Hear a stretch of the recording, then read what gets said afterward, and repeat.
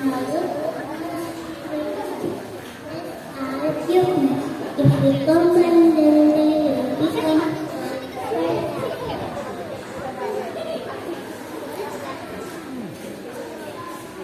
peanuts. If the bee is spit out, it will look like this.